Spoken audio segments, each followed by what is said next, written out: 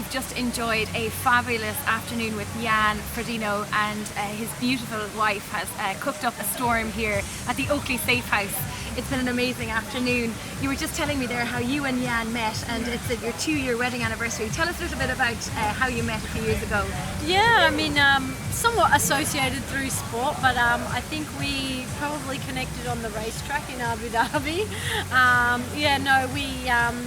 Obviously we've been around each other somewhat on the circuit racing, but had never really met or spoken, had a conversation. So it was really, I guess, sort of a matter of sort of last minute invite that we got from our international federation, and it was my first opportunity to ever actually talk to him. So yeah, I mean, well, what is it now? Yeah, 2 years ago, or 2 years yesterday, that we got married, and it seems to have gone pretty quick. And I mean, yeah, it's somewhat, as much as we're both in sport, we've somewhat been so far removed from sport too, I think, our relationship. So I think it's something that we both probably didn't ever realise or think was possible, but it's been the best thing that could have happened to me.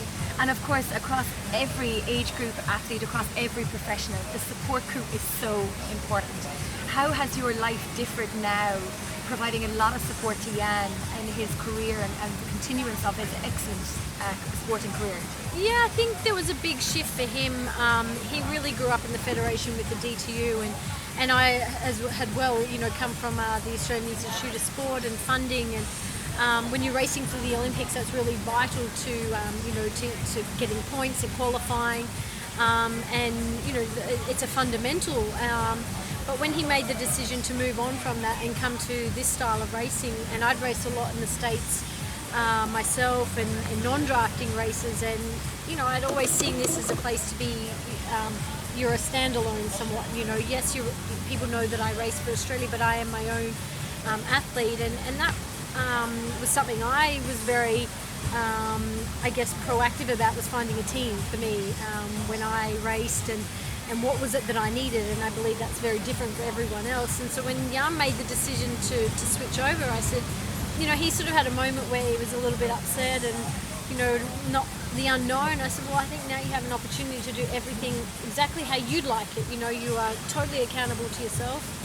And I saw that he really, his personality was already sort of geared towards that. He just probably hadn't seen that he could do it in our sport.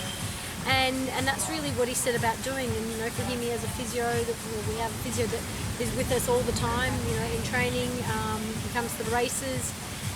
His best friend manages him and helps him in all the aspects of the details of sport, so to speak. And I feel like I'm obviously his wife, but I certainly know what I wanted out of myself as an athlete, and how much leading into big races and at different times of the year, how much you just need that extra support, and things as small as coming home and food being ready, and it's just really vital to to an athlete. You think it's small things that, okay, maybe they don't make that difference, but really they all add up. And I think for us, that's something that we work really well together. And at different times, I pull more of the load around the house, and then come off season, it's my turn where I get some dinners cooked and the washing's done. And so I think it's just we have an understanding of what works with what he does, and I never thought I would be someone who would be as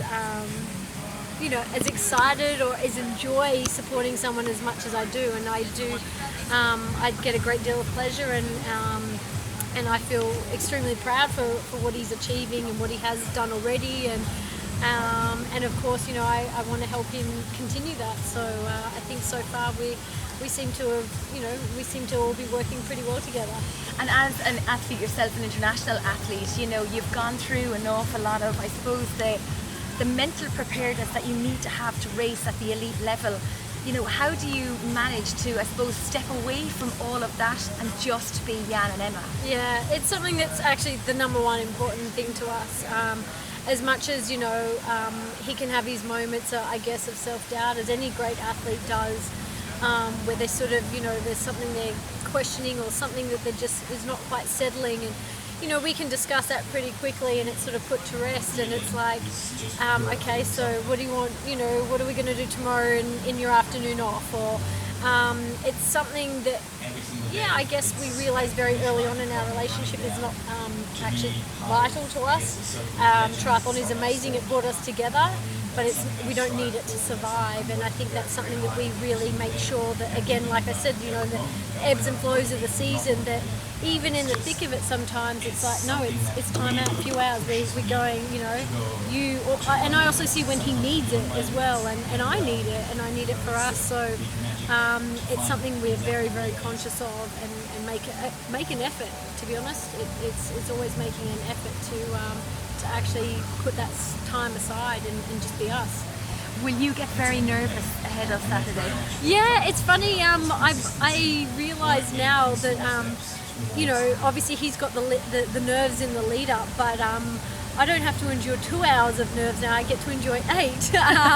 So I actually probably don't really get nervous until the gun goes off. Whereas, you know, when you race, that was your moment when they switch off. And so I feel like the 8 hours, you know, I'm fairly quiet. I certainly go about the course.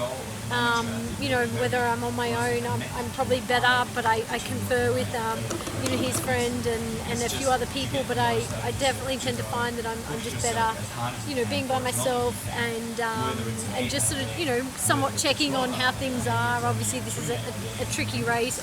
The best of times, you know, to follow an Ironman. But yeah, I just have that, you know, that I guess that feeling of just like, you know, I just really hope that everything's going as well as it can be, because at the end of the day, that's all we can ask for, you know. Control what you can control. There's many things that aren't in our control, and yeah, I think it's something that I'm getting better at.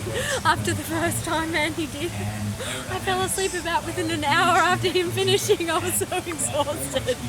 So I'm a bit better than I used to be. I can hold up for a few more hours now, but I just wore myself out. I think, you know, just being on edge for that whole time. The adrenaline pumping and the nerves kicking in, and of course you've got some really exciting news as well. In February, you're expecting a little baba. Really exciting for the family. Yeah, no, it is. We're really excited, and it's something that we've talked about actually for a very long time, and have wanted for a very long time, but probably more so due to my health is just not being something that has been as easy, you know, to happen as it should. So, you know, it's been a huge, I guess, somewhat relief for both of us that we know that everything's going well, and you know, we've got a pretty life-changing event as well, and I think that's something we're both very aware of. We're approaching it very much like training in a race that we will have no idea what we're in for, but as long as we're open and willing to learn along the way, I think that's all we can actually ask for. So yeah, it'll be fun. So it's very strange to think this time next year we'll have like basically an 8-month-old here with us, probably wanting to jump in that pool.